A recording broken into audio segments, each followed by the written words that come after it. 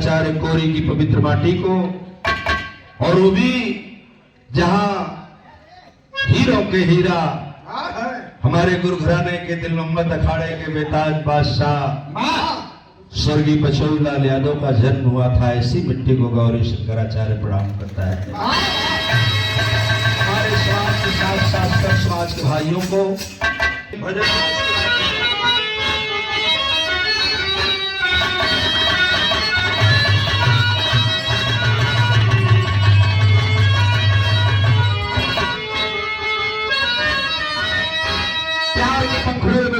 हार कार्यक्रम के संयोजक पूज्य ने हमारे उस्ताद दिल मोहम्मद अखाड़े के साथ बचऊ उस्ताद के परिवार से पूज्य कबीर जी आपको से सादर सम्मान 500 रुपए गौरी शंकराचार्य चरणों में प्रणाम करता है। हार्दिक सभी भाइयों को एक छोर से नमस्ते प्रणाम सलाम सादर प्रणाम।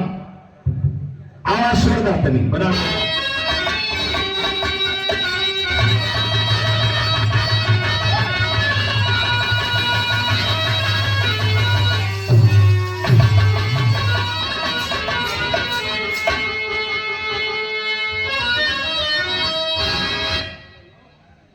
नमो तस्य भगवतो रहतो सम्मो सम्बुद्धस्य बुद्धं धम्मं संघं शरणं गच्छामि।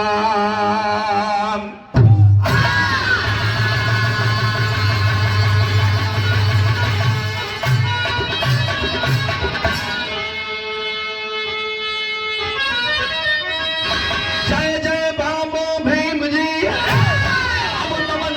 सतबार जिनकी कृपा से मिला है हम सबको जीने का अधिकार।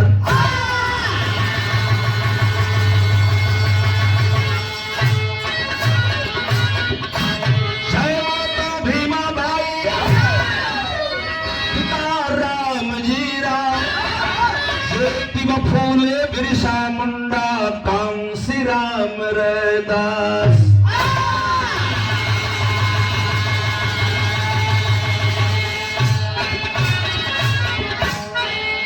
तो भाई बुद्ध से बुद्धि मिली, मेरा कबीर से ज्ञान, और ज्योतिबा से ज्योति मिली, और बाबा से संविधान।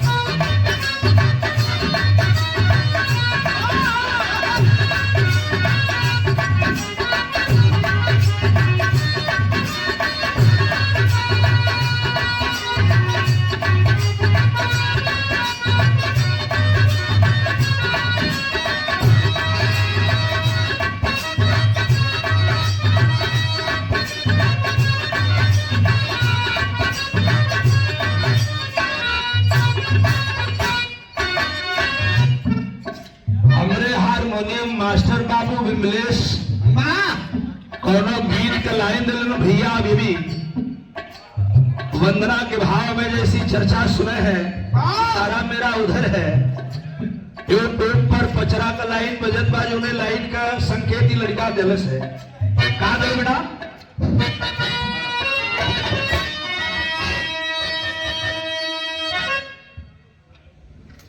पूजिला पयरिया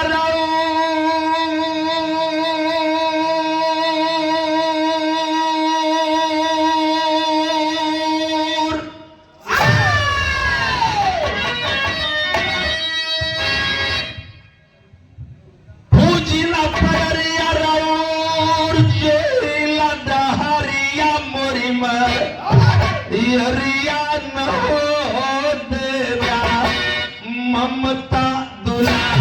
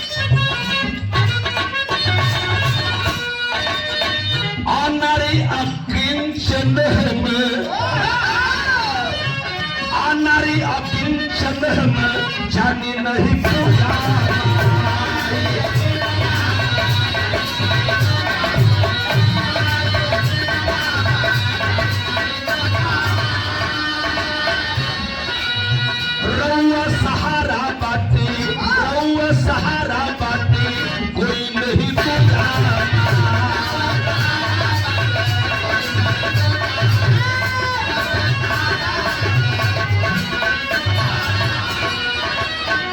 जैसे बुआ करके ज्ञान का गठारिया मोरे, जैसे बुआ करके ज्ञान का गठारिया मोरे, यरिया न हो देला ममता।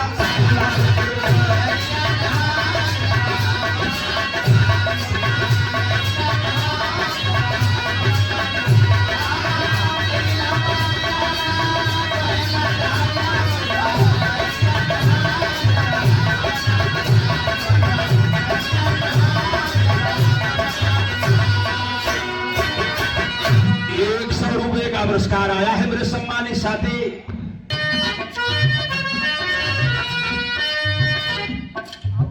पंत निराला जैसन कालिदास,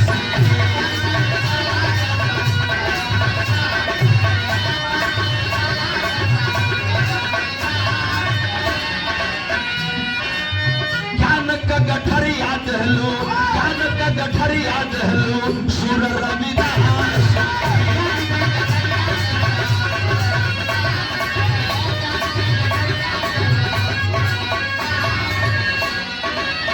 ऐसे कते दामैया ज्ञान का झोला रिया मुरी,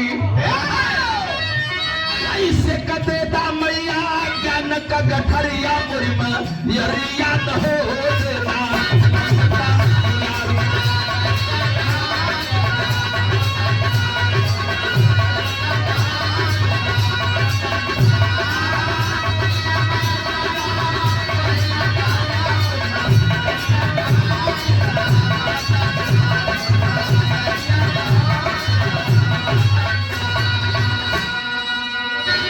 काव्य कला